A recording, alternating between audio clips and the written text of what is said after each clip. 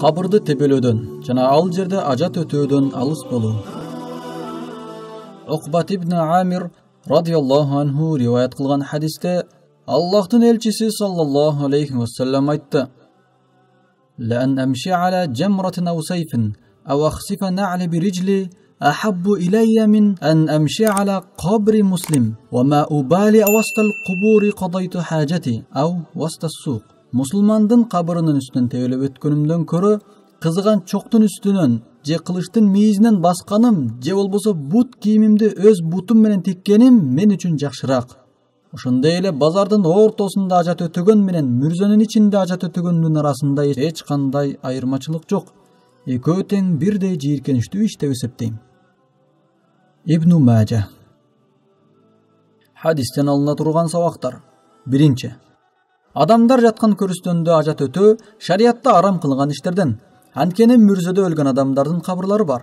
Адамдар көрүстөнгө келип кез-кези менен өлгөндөрдү зыярат кылып кетишет. Ошондуктан адамдар жаткан көрүстөнгө ажат өтөөгө тыюу салынган. Экинчи, ислам дини тирүүлөрдү да, өлгөндөрдү да урматтайт. Адам тирүү жүргөндө кандай гана урматсый көргөзүлсө, өлгөндө да ага мына ушундай урматсый көргөзүлүшү керек. Динибиз өлгөн адамдарды да кадыр баркын өз ордуна коюуну талап кылат.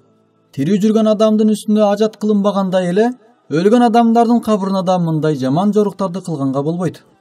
Үчүнчү, адамдар коюлган мүрзөлөрдүн үстүнөн тебелеп басканга жана анын үстүнө олтурганга да тыюу салынган. Анткени хадисте мусулмандын кабырынын үстүнөн тебелеп өткөнүмдөн көрө кызыган чоктун үстүнөн же кылычтын мийизинен басканым мен үчүн жакшыраак деп айтылды.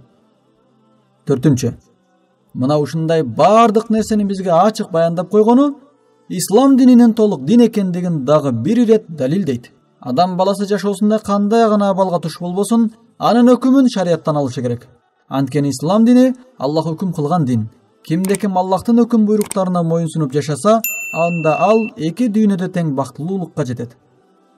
Аллах Таала бизди бул дүйнөдө да акыретте да бактылуу кылсын. Аллахтын өкүм буйруктарына моюнсунуп жашап, кыяматта бейишке кире турган пенделеринен болууну баарыбызга насип кылсын. Баарыбыздын жүрөгүбүзгө иман, иштерибизге ыхлас берсин.